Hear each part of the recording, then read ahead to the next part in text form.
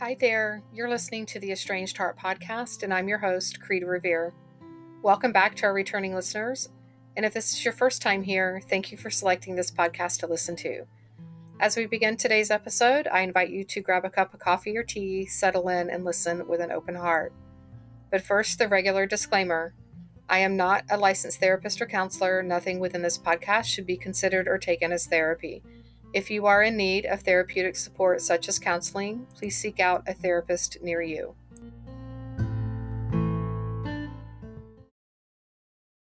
Hi there.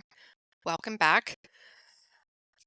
Just a couple of announcements. I'll try to make them really short. First, welcome to September. Can you believe that this year is almost over? There's a lot that has transpired over the last 8 months and 9 months of the podcast, and been working really hard behind the scenes to get lots of new things up and going. And you'll hear more about those next month in October. Support groups for estranged moms, recently reconciled moms, or estranged adult children. They begin a week from tomorrow, so the week of September the 9th.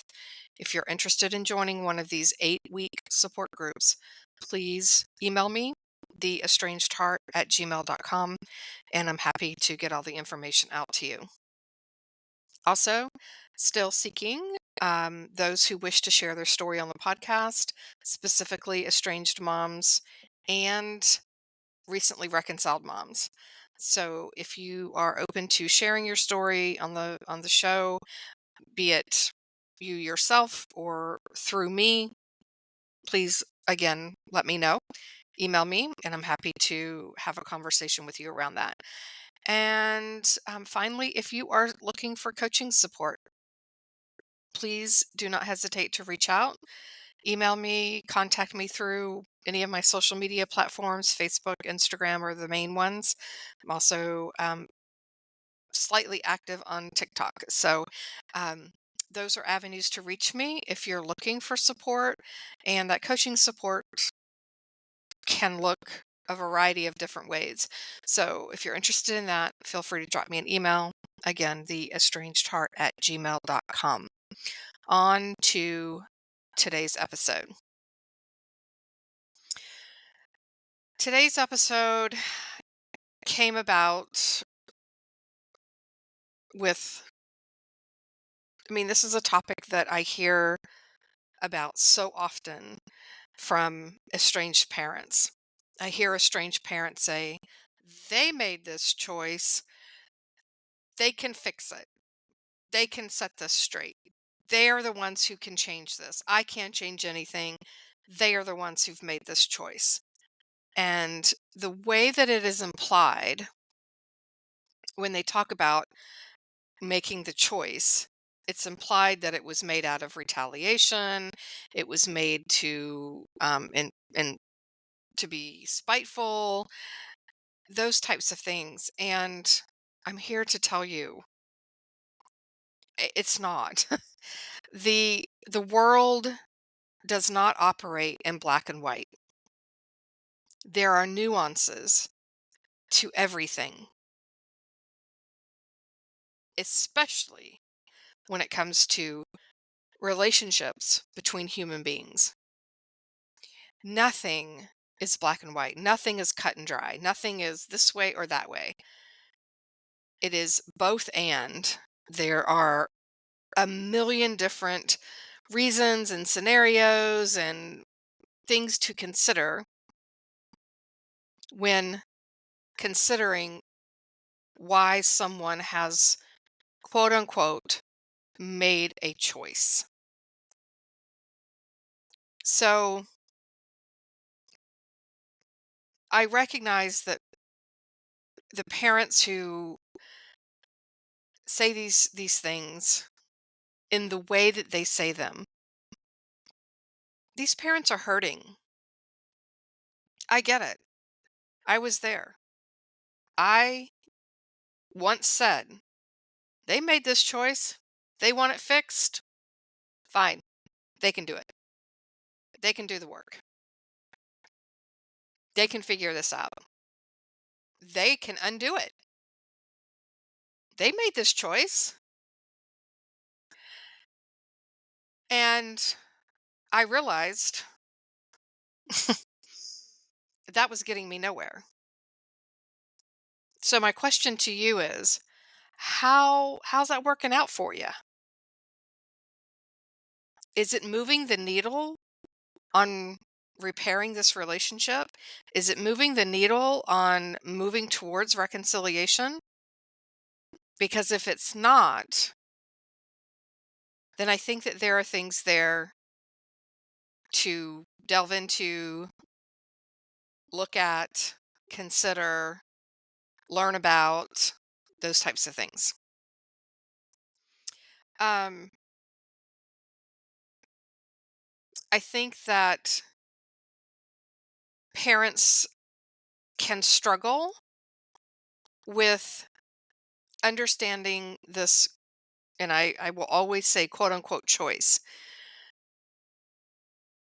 because the parents say, but you don't know the whole story. So if a child says,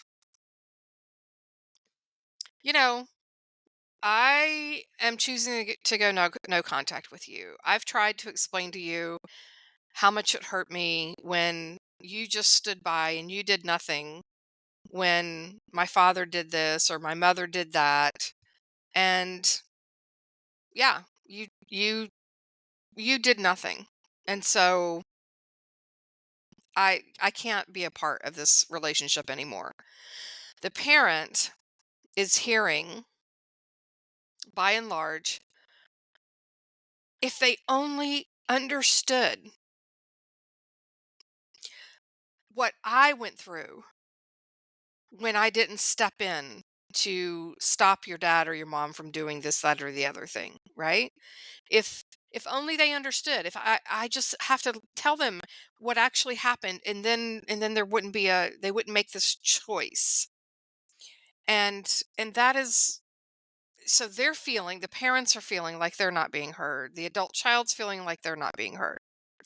And so then we come to this seemingly difficult impasse that no one is really trying to move in any direction to heal and repair and all of those things. And I want the parents to stop for a second and dig a little deeper. Ask yourself, is it truly a choice when one person feels unheard or invalidated? Now, this can apply this to yourself. When you feel like you are not being heard and you are not being validated for your experiences in life, how willing are you to continue to engage in that relationship? Now I'm talking like a friend or, a coworker or a sibling, and even the sibling is kind of in question because for older parents, they grew up with this staunch, you respect people because they are family, without taking into consideration how those family members are making you feel and are treating you. So that's why I said to begin with, try to use this as an example with a friend or with a coworker. Most human beings are not willing to stay in a relationship with someone who makes them feel unheard and invalidated. And when they make, quote unquote, make a choice to walk away, it's not that that's what they want and they desire. It's what they feel they've been forced into. And that is what makes the difference. Okay. If we look at this from the adult child's perspective,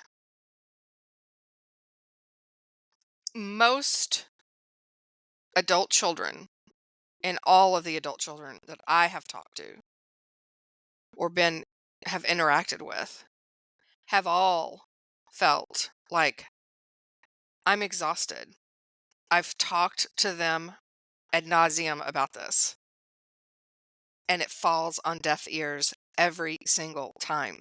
Or it falls on deaf ears, and all they're interested in is defending and deflecting and, making excuses and trying to explain.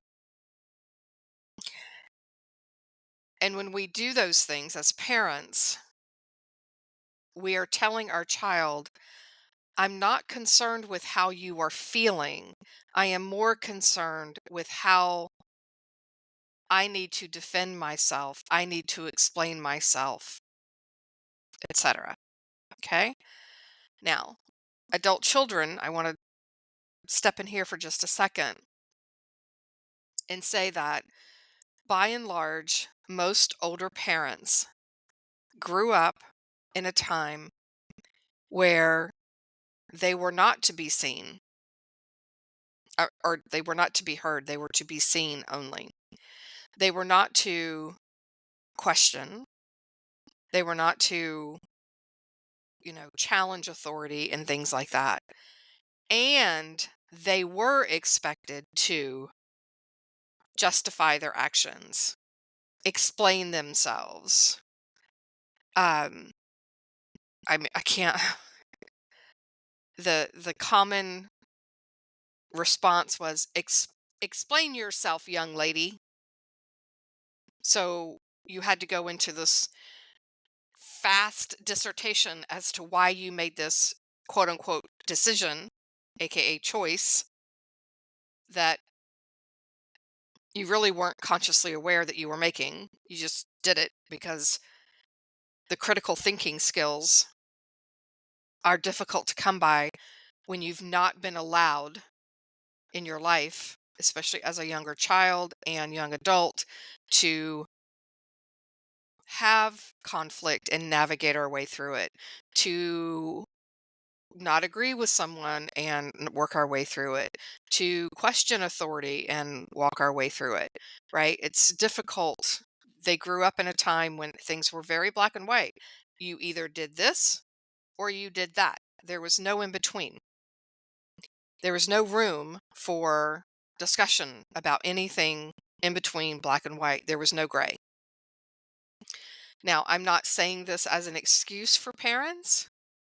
It is a piece of what contributes to their inability, which can be disguised, quote unquote, as refusal to hear and understand. Okay. I believe that parents can come to that place of understanding and listening and those types of things when they have been supported by a coach or a therapist or someone who is, has some training on how to help them to feel seen, heard, and validated, and then they can generally come around to that. But parents who have not ever experienced that, it's really difficult. I digress. Off topic here. The fact is, when it comes to choice in estrangement, things oftentimes aren't really a choice. It's not it's not like saying, "Oh, I want between a hamburger and a cheeseburger," right? That's not what this is about. Our feelings and emotions come into play with this. Our experiences in life come into play with this. The way we were raised comes into play with this. This is why it is not black and white. Our children do not just wake up one day and say, I'm making the choice today to estrange and go no contact. That's not how it works.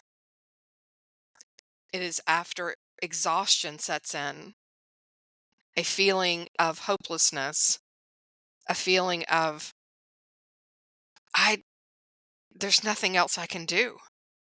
I've done everything but stand on my head to get you to see me, to hear me, and to validate me. Okay. So, do our children make the decision to go no contact? Absolutely. Most of them do not feel it is a choice. And those are two different things.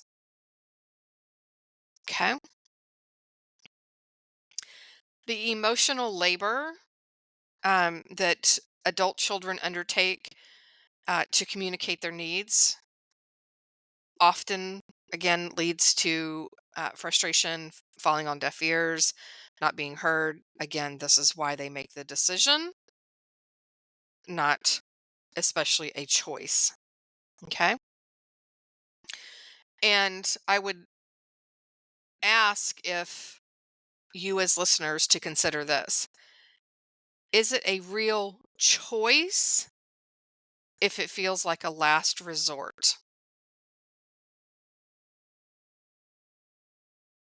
Let me say that again. Is it a real choice if it feels like it's a last resort? Okay. Again, so much gray in this area. Um, Making the decision to go no contact is with a parent is and more often than not a painful, deliberate decision that comes from that place of self-preservation rather than spite. I have never met a child, an adult child, who says, "Yep, absolutely. They put me through hell. I'm going to put them through hell." Not one. Not one has ever said that. They all feel like this is their last resort. They don't know what else to do. Okay. Um, how do we begin to bridge the gap? Um, encouraging empathy and understanding, yet also understanding that this isn't black and white. There are nuances to these things. What applies to one family may not necessarily apply to the other.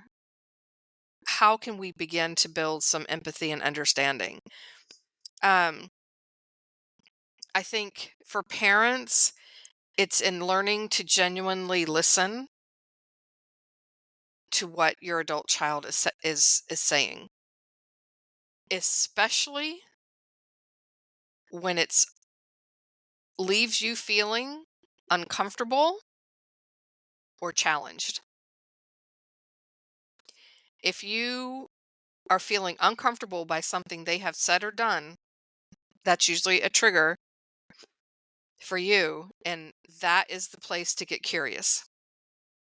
That is the place to say, why am I reacting this way? Why can I not respond? Why am I reacting? Okay. Um, Adult children could express their feelings and boundaries maybe a bit more clearly, in understanding that change is a slow process, right? If you're going to your adult if you're going to your parent and expecting that, for you to lay out the guidelines and to say that, you've got 6 months to figure this out, that's likely not to happen, especially if they haven't come to you first and said, "Okay, I'm curious about some things. Could you help point me in the direction I need to go? I'm not entirely sure." Right? That shows some curiosity, that shows some willingness to kind of engage and get in the game, so to speak. If they've not reached that point, it's going to be a longer process. And we also have to remember in the middle of all of this, it's hard for empathy and understanding to come in when we feel like we're speaking two different languages, right? The adult child feels they're speaking one way, the estranged parent feels like they're speaking another way, and neither side can understand the other one. And so it really is about learning how to communicate differently. And for parents, for adult children, you've grown up in and have been immersed in a world that understands therapy talk, that understands emotional intelligence, and all of these things. Most parents, that is a completely foreign concept to them. They don't understand. And so that choice for them to either get with the program or not isn't oftentimes a choice for them, right? So they do have the ability to make a decision, but oftentimes our decisions are based off of our experiences.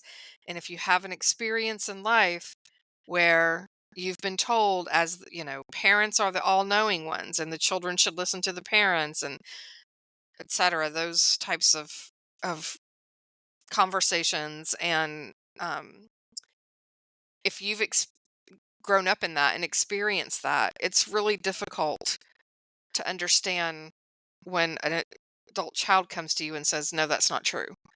That no longer applies." It doesn't under So they're at a loss and they don't know what to do. So again, coming back to choices, a parent can feel like they don't have a choice, right? In what they're doing. They can feel like the choice has been taken from them. And so when I work with them as a coach, I'm helping the parent to understand you do have a choice. You have decisions that you can make. Okay.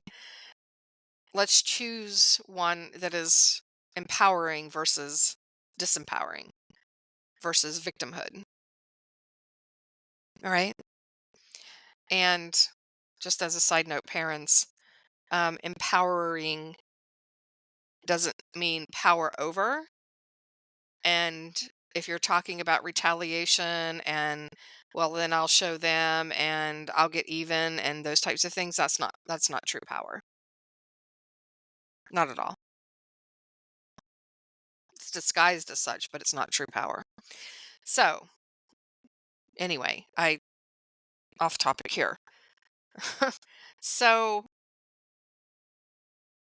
parents, your best friend, when you feel so strongly that your child has, chosen to go no contact, has made that choice, I invite you to begin to get curious and hold your heart open. If your heart is closed and you're not curious about this, you're not going to understand. You're probably not even listening to this podcast by and large. But those are two essential things if you are to move the needle on this estrangement, to try to heal the relationship and move into reconciliation. You must understand that it is, choice isn't a choice if you feel like it's a last resort. Okay. Um, Ask yourself, what might my child have experienced that led them to feel like they had no other choice, that this was a last resort? What led them to that?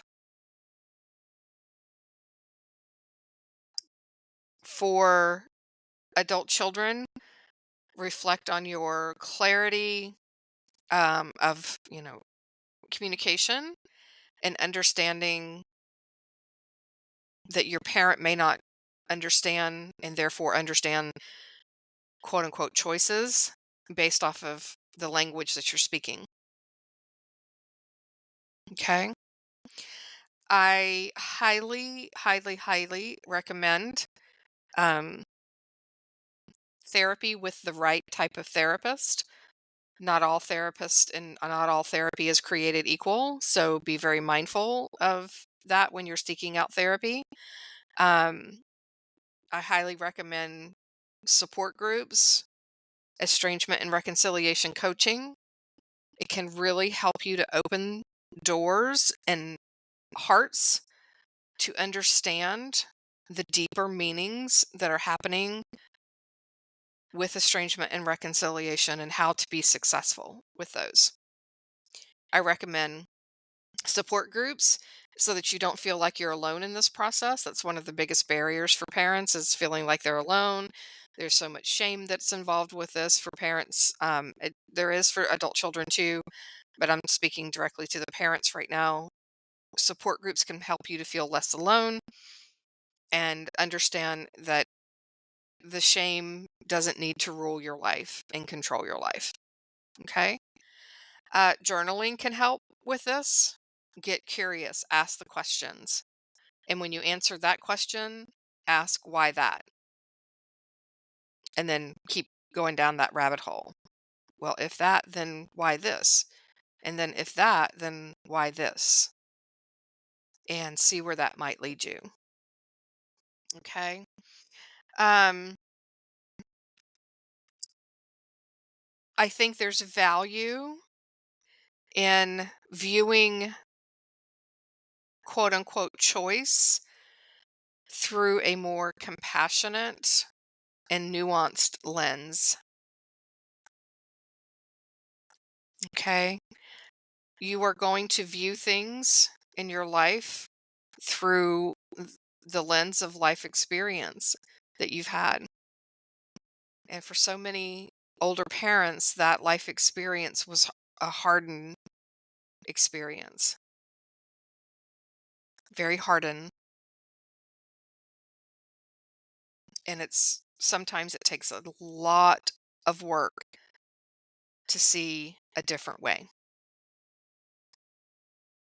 but it is possible. Okay. Um, I'll have an accompanied blog post on this on Wednesday for more information. And if you feel like you could use some support in trying to understand how your child has come to this decision that they have made, I am happy to help support you through that. Feel free to reach out for coaching support or the 8-week support group that is starting in a week. Again, starting the week of September the 9th. If you are interested in either one of those services, coaching, or support groups, reach out. Email is theestrangedheart@gmail.com. So, with that being said, I think I will leave it here for today. And remember, curiosity is your friend. Compassion and an open heart can help you get from point A to point B. Until next time.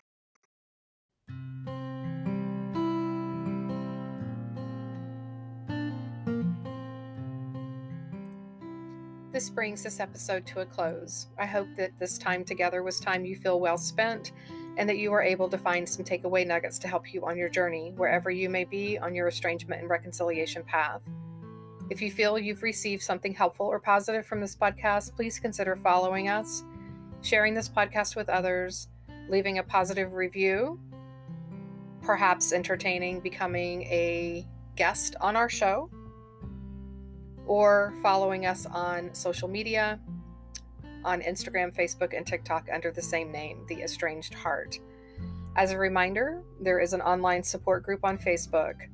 If you are a estranged mom who identifies as being spiritual and approaches estrangement with a sense of curiosity rather than blame and judgment, and desire to do inner self-work and reflection, please seek us out. We can be found at facebook.com/Estranged Mothers Support Group. And lastly, if you are an estranged parent or an estranged adult child and would like to have your story shared on the podcast, anonymously or not, please reach out to me via email at theestrangedheart@gmail.com.